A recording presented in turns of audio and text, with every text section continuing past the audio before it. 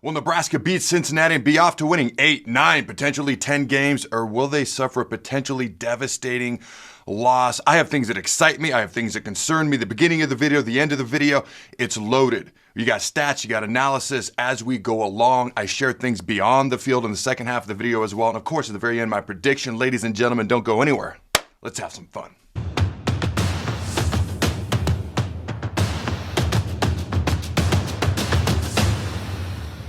Welcome to the Carriker Chronicles, the People Show. Checking the polls of Husker Nation, brought to you by DPS Concrete Construction. Check them out at dpsconstruction.net, also carrikerchronicles.com. Ladies and gentlemen, if you're like me and you expect Nebraska to beat Cincinnati, or you believe Nebraska is going to beat the Bearcats, and smash that like button. As always, if you haven't done so yet, make sure you subscribe to the channel, ring that notification bell so you don't miss any of the content we're putting out here on the Carriker Chronicles channel. It helps us. Also, you don't want to miss any of the stuff that we're putting out, because less than 50% of the people that watch our videos are subscribed at this moment in time, right? It's game week. Game week is finally here. Another off-season national championship is in the books.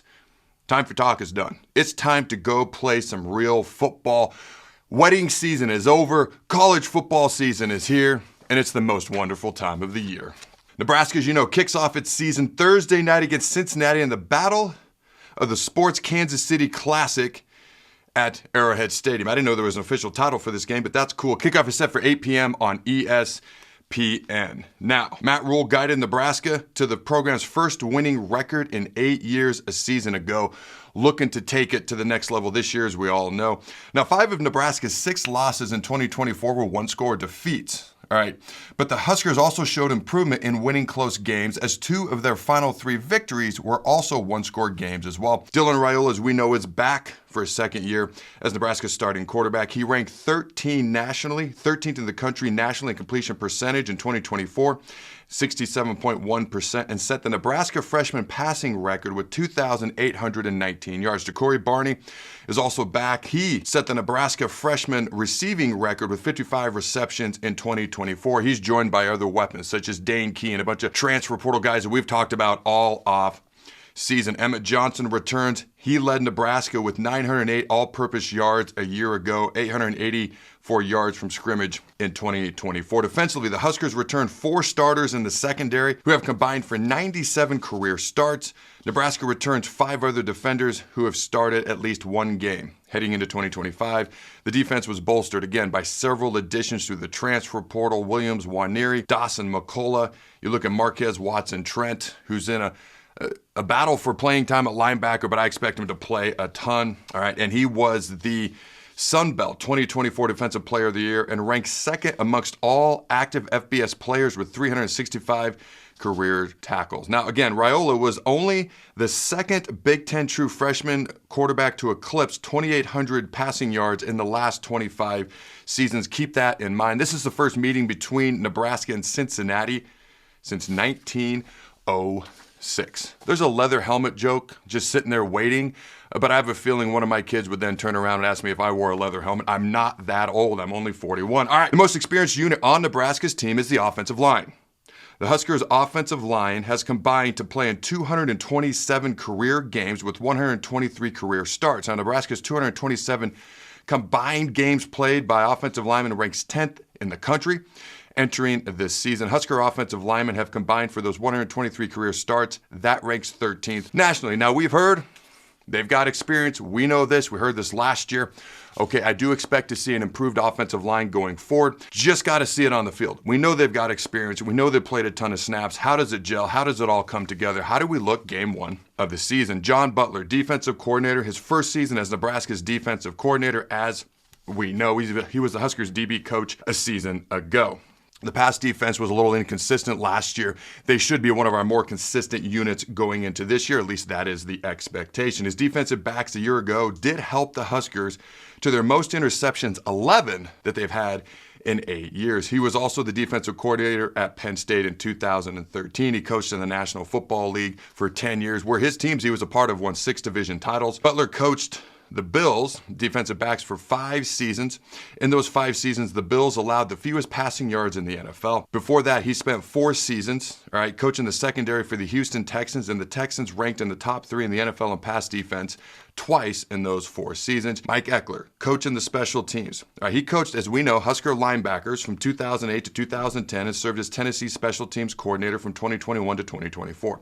He has coached in every power conference. Did you know that? From ACC to Big 12 to SEC to Big 10. I was not aware of that until recently. And he has served on 6 of the 12 winningest programs in the history of college football history. Oklahoma, Nebraska, Georgia, Tennessee, USC, and LSU. Now, when he was there at Tennessee, they were in the top 25 in a bunch of categories. It's a long list. All right, special teams-wise. Tennessee led the nation in punt return yards and percentages of punts downed inside the opponent's 10-yard line over the course of Ekeler's 4-year tenure. That's a couple of huge stats right there if they can transition that over to Nebraska just a smidge. Ekeler's special teams units were routinely ranked in the top 25 in several categories, as I mentioned. He's actually been a part of 3 different teams that have played for a national championship and was on that 2007 LSU national championship team as well. Also coached in 2 Big 12 championship games during his time here at Nebraska. All right, before we kind of dive a little bit more into this, I want to give a shout out to our sponsors, DPS Concrete Construction. As always, check them out at dpsconstruction.net. They do a phenomenal job. Concrete work, retaining wall work. Jason Armstrong is the owner. He does phenomenal work running that company. If this is the type of work you want to do, go to dpsconstruction.net. Also, Husker Auto Group. All 2025 Chevy Silverados and GMC Sierras, half-ton, three-quarter-ton, and one-ton trucks in stock are up to $11,500 discount off MSRP. Over 100 trucks available and ready for immediate delivery. See HuskerAutomotive.com for details. Husker BMW of Lincoln has 2025 model BMW X7s, all-wheel drive marquee SUV available for immediate delivery for up to $8,000 off MSRP. Husker Auto Group is committed to delivering an excellent customer service, conveniently located on North 27th and I-80. Now, Nebraska a season ago went 4-0 against non-conference opponents for the first time in 19 seasons since 2005. Now, you look briefly at the Cincinnati Bearcats.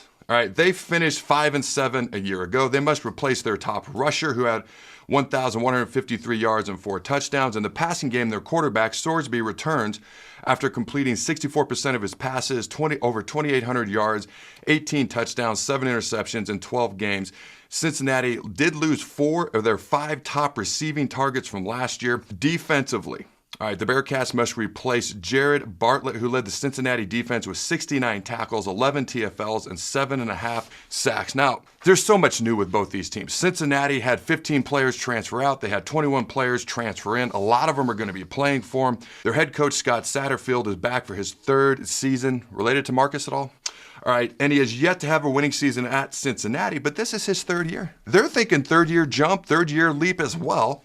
I'm sure they are in their mind. Now, he won 2 conference titles where he was at Appalachian State. He was 3 conference titles, 2-time conference coach of the year. So he's a good coach. So is this the year they make a big jump and improvement? Now, they ran the ball 427 times, 52% of the time, and threw it 395 times, 48% of the time a year ago. Again, there's so much new. They have so many new players. We have so many new players. They have new coaches. We have more new coaches, honestly. And how does it gel? How does it look? There's so many question marks on both sides. I think it's more about what we do than trying to analyze what they do, especially going into game 1. There's always so many questions going into game 1 of a season. Just ask Kansas State. Farmageddon got a little ugly for them. Matt Campbell's doing a great job at Iowa State. But my point is simply this. There's so many question marks going in. It's more about what we do than deeply analyzing them.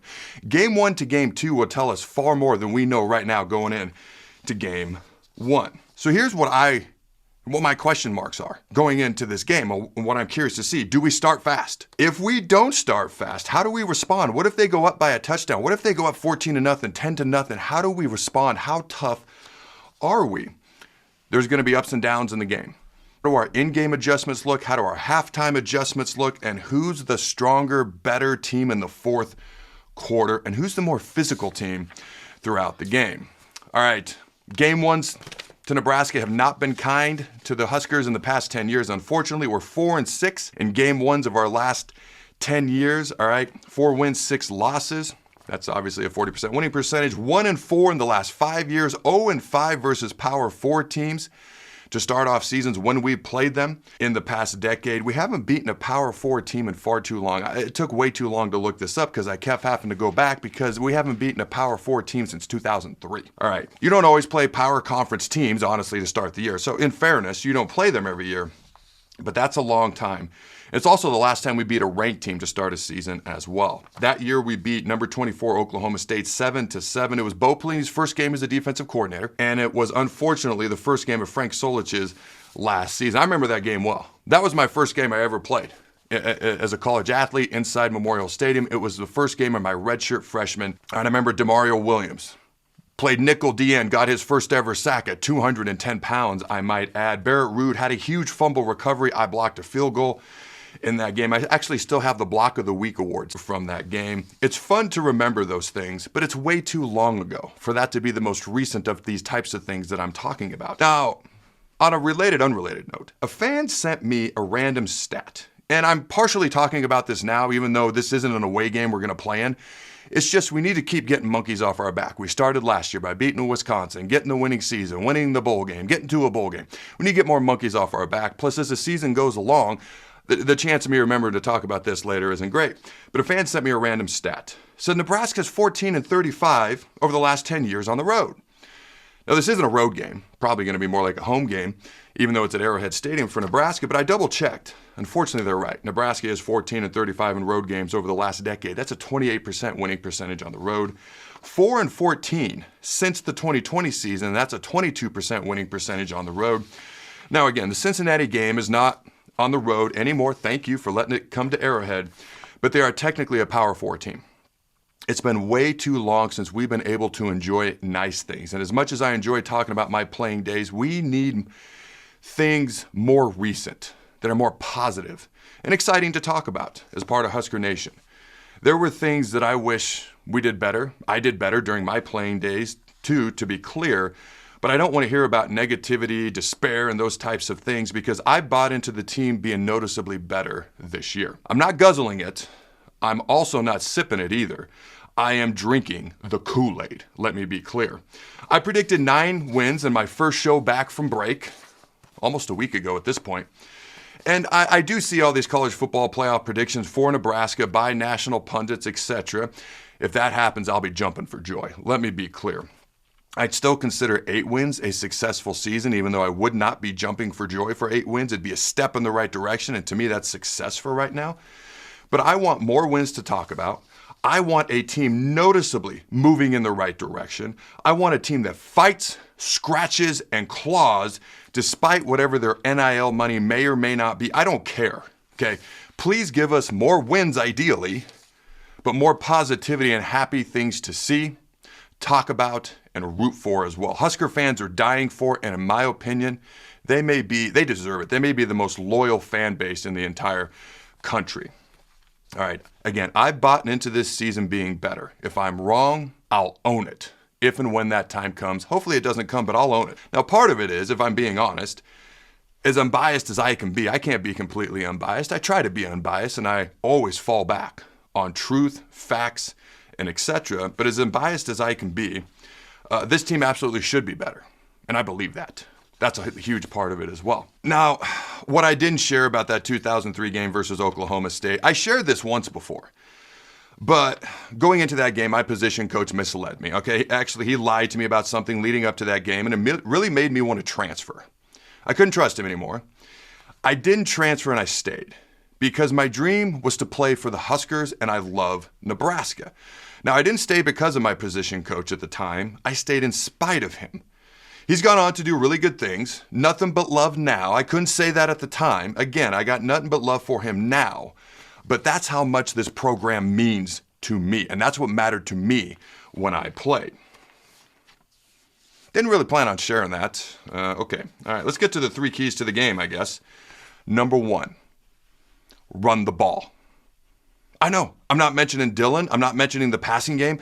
Number one, run the ball. And I mentioned this when I broke down our offensive show, where we'd be a top 20 offense in the entire country, what Dana Holgerson's doing to transform this offense. Run the ball, because running the ball sets up everything else. If you can't run the ball, you become predictable. They can pin their ears back, and now you're in trouble. And where you're still trying to figure out one of your offensive tackle spots, you can't be predictable. Run the ball, set up the passing game, then you can play action pass over the top, which sets up the underneath, which sets up the screen passes, and then you can come back and run the ball and you keep the defense off balance. Run the ball for at least 150 yards. This is not a big Cincinnati team. Number two, defensively, I almost put stop the run, but I said limit big plays. We are so young, so athletic, so talented. As athletic as we've been in a long time. They're not more talented, they're not more athletic than we are. They're going to rely on mistakes and big plays on our end, especially first game of the season. If we don't give them many big plays, they're in trouble. If we don't make many mistakes, they're in trouble. If we do, we are, especially defensively. Number three, be better. Be the better team on special teams. Am I allowed to say that? Be the better team on special teams. I think I'm allowed to say that. I'm going to say that. It's my show. If we run the ball, limit their big plays, and win on special teams, we will win the game. Now, before I give my prediction, which I'll do right after this, I got some screenshots we're going to throw up on the screen. This first one, Nebraska 15-3 all-time in the month of August. All three of those losses came in the 2020s. And then somebody pointed out two of those belong to Frost. Okay, I love this quote. And this might be apropos for Nebraska's season, especially this game one where it's so unpredictable. Most of the time, you can't control the adversity you face, but all the time, you can control how you respond to it with your attitude. This next one, people don't think much of our special teams coming into the season. We're preseason 16th out of 18 teams in the Big Ten. We're going to be, hopefully, much better than that. All right, once again, before we keep diving into these picks, I want to give another shout out to another good sponsor, partner for this show. If you're searching for a financial planner who is rooted for Nebraska values, it's Allen Capital Group. Allen Capital Group is a homegrown Nebraska business with offices in Grand Island, Ogallala, and Omaha. They will work to understand what is meaningful to your financial needs, wants, and wishes. They've personally helped me navigate my finances for years. Check out their website at allencapgroup.com. That's Allen. capgroup.com, ALLENCAP group.com. Check out their website, as I just mentioned, for more information. Allen Capital Group, next level solutions for next level needs. They've been helping my family and putting our minds at ease and giving us peace of mind for over a decade. Next up. At first, I wasn't going to share this because it was kind of depressing, but then I read the end of the tweet. Nebraska is 61st in Power 4 with just 50 wins in the last 10 years. Depressing. Incredibly, despite the worst decade in program history, we enter this season 7th in wins over the past 50 years with 439 and 9th all-time in win percentage at 677. Pretty excited to get back to some winning. That's the reason I put this in here. And it's insane how we still stand a test of time despite recent struggles. Let's get back to winning. Here's something uplifting. Javin Wright says he wants to start a child leadership group hosting kids and helping them achieve their dreams. He wants them to know there's someone out there that believes in them and is by their side that they can lean on via Matt Rhule's podcast. Love that. All right, you can look at the top 25 offenses in college of football as they're expected to be heading into the season. We're not in the list. By the way, Clemson is like dominant at number 1. Didn't see that coming. I just did a show on this. Check out that show if you missed it. We're going to be on this list at the end of the season, I hope. We're not in the top 20 teams when it comes to playoff chances to make the college football playoff via this next graphic. But if you look at the next graphic after that, I have seen 6 different national pundits predict us to make the CFP. Again, my prediction is 9. I'd be happy with 8. Let's start by beating Cincinnati. I'll give my prediction in a second. Anything beyond that, I'll be jumping for joy. Matt Rhule says he is deliberate. No detail is too small or uninteresting. No rock unturned. But as it turns out, an important piece of his process is the ability to adjust. Now that's where he brings in new coordinators. That's where he changes how he's recruiting and puts more emphasis on the transfer portal. And I can't wait to see how it plays out this year. Heading into our next graphic, I want to see Matt Rhule as one of the top 25 college football coaches in the country after this season, how people view him. Because number 25 is Brett Bielema, who's doing a great job at Illinois. I think Matt Rhule can get that top 25 spot at number 25, maybe ahead of Bielema. Now, here's a good graphic. Big Ten teams' chances of making a bowl game. They have Nebraska at 90%. It's a lot higher than it's been. Can't hate that. We got to start by blocking up front. It starts up front, running the ball. This next graphic I randomly came across. There's been 8 offensive linemen since 1973 who finished in the top 10 in Heisman Trophy voting. 2 of them are here at Nebraska. I know, random, right? You've got Dave Remington Award winner, finished 5th in 1982. And then you got Zach Wiegert, Outland Trophy winner. He finished 10th in 1994. Now, I'm not saying you got to be up for the Heisman to be a good offensive lineman. What I'm saying is it starts in the trenches, and we need to be good up front again here at Nebraska. You look at the top 10 linebackers as they project in the Big Ten. Marquez Watson-Trent, a guy I mentioned earlier. Okay, a lot of solid guys in that second level of our defense. A lot of people excited to see what Marquez Watson-Trent can do. I just thought this was funny. Your 1994 national champion, Penn State, 12-0. Average margin of victory, 36. Shutouts, 0. 8 wins against teams with winning records. 4 wins over final AP ranked teams. 0 wins over top 10 teams. 0 wins over top 5 teams. Hey, great season. Still would have lost to Nebraska. All right, the top 25 uniforms in the country. Nebraska's at 17th. And I know the whole alternate uniform thing. That's besides this. I take umbrage with Tulane and Pittsburgh being ahead of us. I'm going to come back to this in a minute. All right, I just love Mike Ekeler. A good punt returner is truly like a fart in a skillet. End quote. I wonder if that's kind of his response to be in 16th preseason in the special teams unit rankings. Probably not, but I love it. Nebraska volleyball sweeps number 6 Stanford on Sunday, 3-0. Nebraska volleyball coach Danny Busboom after they routed Stanford said, and I quote, "Today wasn't an anomaly. That is us," end quote. Nebraska has now won 46 consecutive home matches. That's number 1 in the entire country. They also beat number 3 Pittsburgh later last week as well. They played 7 sets versus number 3 and number 6 in the country. They've won 6 of those sets, only lost 1. And they haven't lost a set versus Stanford since September 12th, 2023. All right, and that was 8 sets ago. And that's when Stanford wrote a bunch of not so nice stuff about the Huskers on their whiteboard. I think it was in the NCAA tournament, if you remember that. All right, ladies and gentlemen, my prediction. We're favored by 6.5 at the time I'm recording this. I do think we cover.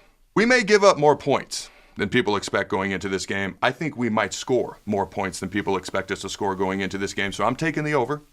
Nebraska 35, Cincinnati 20. All right, our fan questions are brought to you by Husker Auto Group. Check them out at huskerautomotive.com. You can also follow me on social media. I'm on X. I almost called it Twitter. I'm on X. I'm on Facebook, and I'm on TikTok. I'm very active all over the place, especially TikTok. Give me a follow. Here are my 3 questions for you fine folks at home. Number 1, what's your single biggest key to Nebraska beating Cincinnati? Number 2, what's your final score prediction? And number 3, I told you I'd come back to this. Does Nebraska have one of the top 10 best uniforms in the country? Until next time, go Big Red, and always remember to throw the bug.